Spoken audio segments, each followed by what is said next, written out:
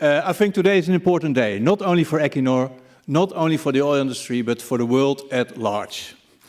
Today, investors will show if they really mean business about climate change. And I think there's only one key question today, and that's Scope 3 or not Scope 3. For those not familiar with the industry jargon, Scope 3 is the elephant in the room. The elephant in the room, it's the emissions caused by the burning of fossil fuels. 80 to 90% of your business. The only thing we ask in our resolution is please set targets for the emissions of your products and align these targets with the Paris Climate Agreement. The exact same resolution has been on the agenda of your peer Shell.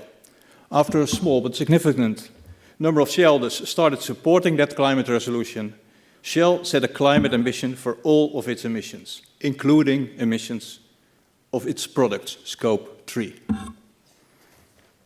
Today, we will see how many investors will urge you to follow Shell in setting targets for Scope 3 by voting for our climate resolution.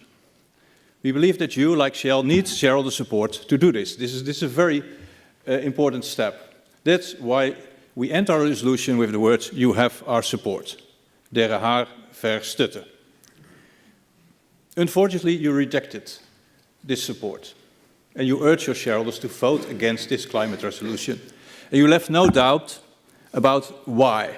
You do not want to take responsibility for the emissions of your products.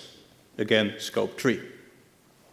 So today and in the coming weeks, investors have an opportunity to leave no doubt that Scope 3 targets are a crucial component to meaningful climate action by voting for climate resolutions. There are more of these resolutions on the agenda of, for example, BP and Chevron.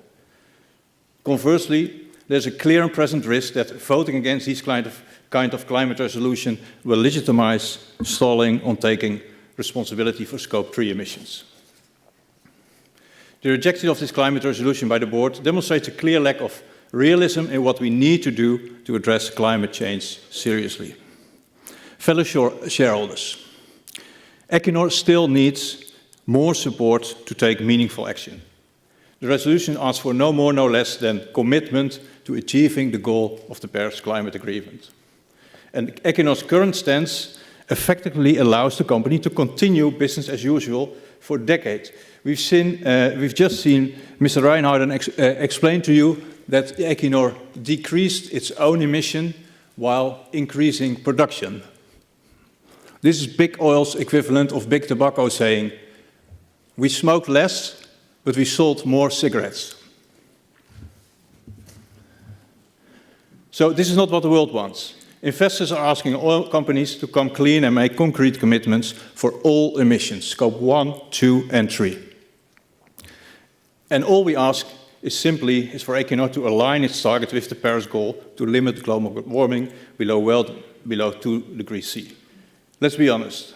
By rejecting climate resolutions, the board of Equinor asks us to consider a scenario which the goal of the Paris Climate Agreement will not be met. A scenario with catastrophic climate change. More and more investors find this morally and, more important, financially unacceptable. Let me quote. Aegon, for example, says, "We consider it's very important that the goals of the Paris Agreement are actually achieved, in the interest both of society and our clients." Church of England says, "The position we take in supporting the follow this resolution is based on our belief that we need targets across the whole oil and gas sector." So we hope investors today will encourage you to send a clear signal to Equinor and to all oil and gas companies that their owners do not accept reluctance to take responsibility for Scope 3.